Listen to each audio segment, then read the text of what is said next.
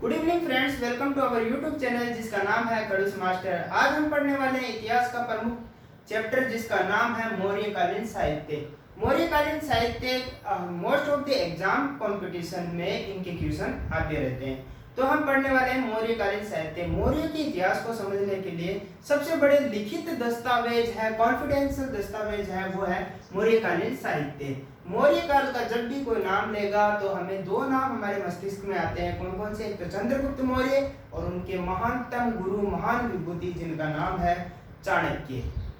चाणक्य ने एक पुस्तक लिखी थी, इनका नाम चाणक्य है।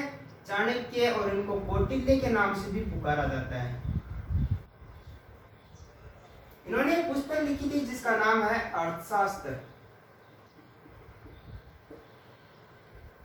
चाणक्य के दो अन्य नाम है विष्णुगुप्त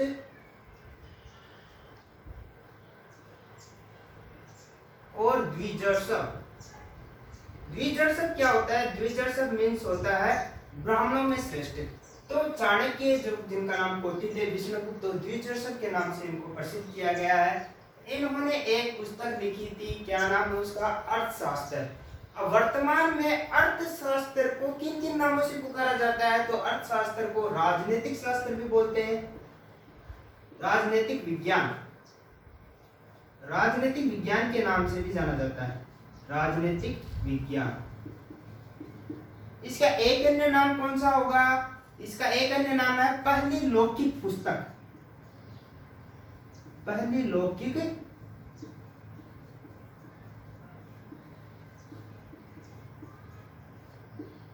ये दो अन्य नाम है, या इसका एक और नाम आप तृतीय पुरुष शैली, तृतीय पुरुष शैली। वर्तमान में इन नामों से भी इनको जाना जाता है। एक और ऐड कर लीजिए, सैद्धांतिक बुक, सैद्धांतिक बुक।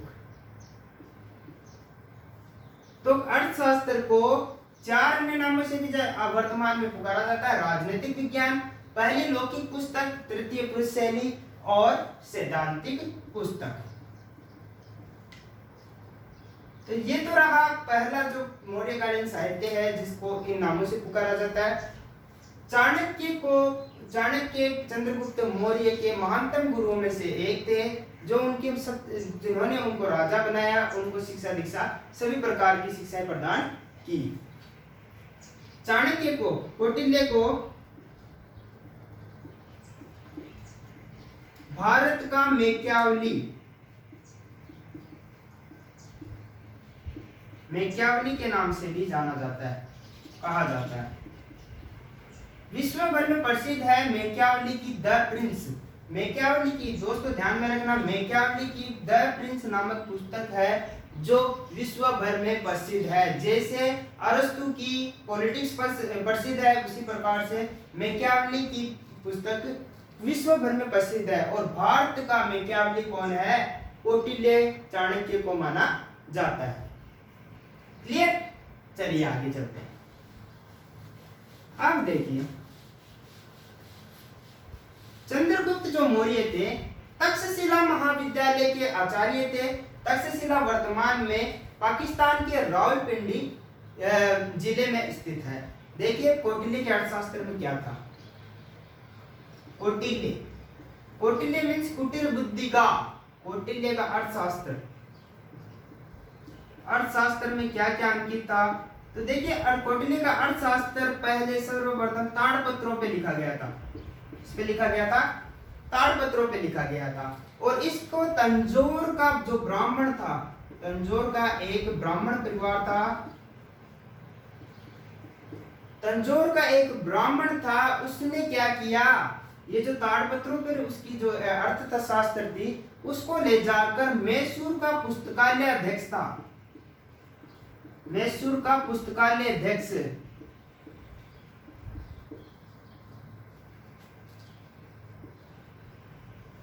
मैसूर का पुस्तकालय अध्यक्ष था। उसका नाम था श्याम शास्त्री।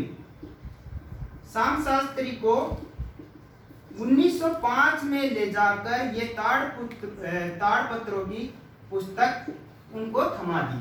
मतलब तंजौर का ब्राह्मण था जो मैसूर के पुस्तकालय अध्यक्ष के पास इन ताड़पत्रों से बनी हुई पुस्तक को अर्थशास्त्र को ले जाकर 1905 में श्याम शास्त्री को प्रदान कर दी। अब श्याम शास्त्री ने क्या किया, 1909 ईस्वी में श्याम शास्त्री ने उसको क्या कर दिया, प्रकाशित कर दिया। तो ये रहा कौटिल्य के अर्थशास्त्र का छोटा सा संक्षिप्तीकरण। अब कौटिल्य के अर्थशास्त्र में क्या क्या था वो मैं आपको बताता हूँ। कौटिल्य के अर्थशास्त्र में थे 15 अधिकरण थे।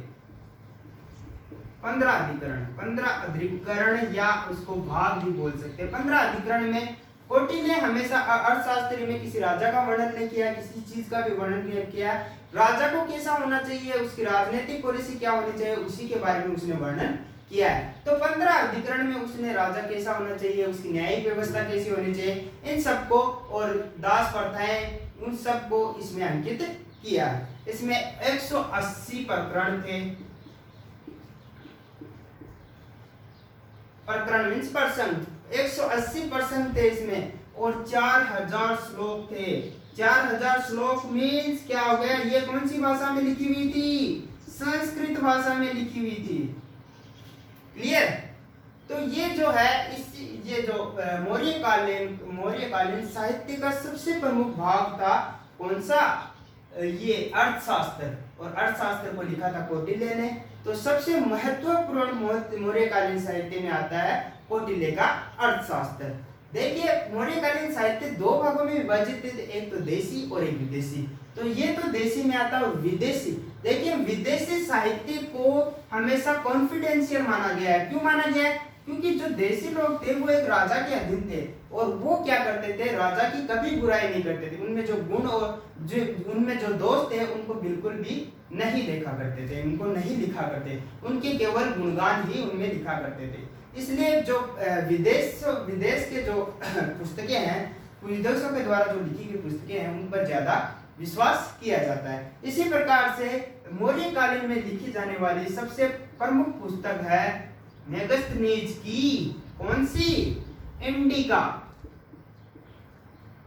मेगस्थनीज की इंडिका। मेगस्थनीज की इंडिका देखो 305 ईस्वी पूर्व में 305 ईस्वी पूर्व में चंद्रगुप्त मौर्य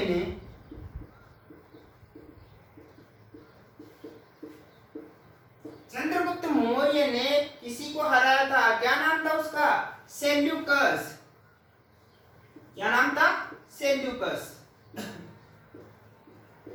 सेल्यूकस, ये जो सेल्यूकस था ये सिकंदर का क्या था, उत्तराधिकारी था। तो 305 में जब हराया तो इसने इन दोनों के बीच में जीता कौन, चंद्रगुप्त मौर्य। और चंद्रगुप्त मौर्य ने के बीच में संधि हुई और इसी संधि के तहत मेगस्थनीज भारत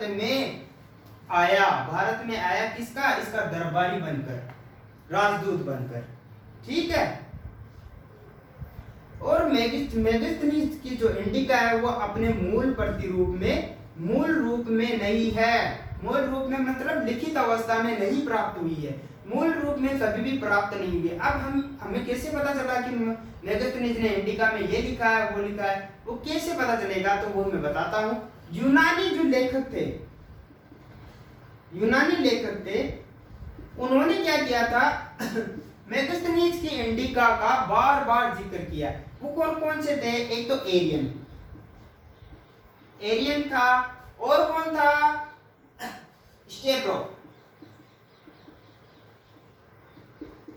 स्टेब्रो था, और कौन था बताएंगे कोई, प्लूटा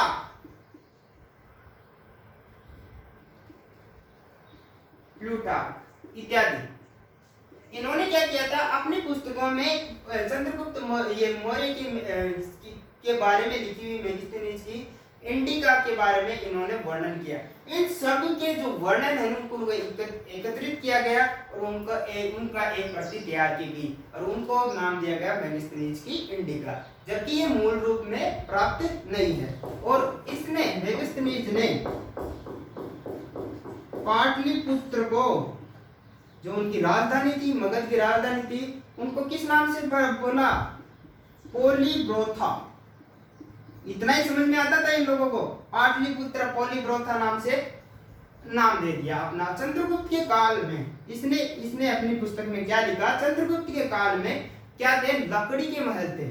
महल कौन से थे, लकड़ी के थे, और उसमें क्या थे, 64 तो द्वार थे, तोरण द्वार जिन्हें बोलते हैं, 64 तो द्वार थे और 570 ब्रुज थे। और इसने मेगास्थनीज ने अपनी इंडिका में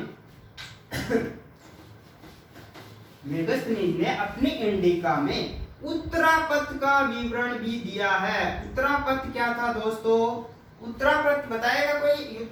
उत्तरापथ था पुष्प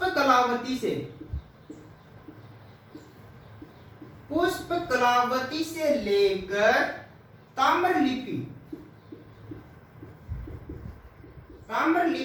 तक का जो स्थान था उसको उत्तरापथ बोलते थे, जो वर्तमान में किस नाम से प्रसिद्ध है, ग्रैंड ट्रंक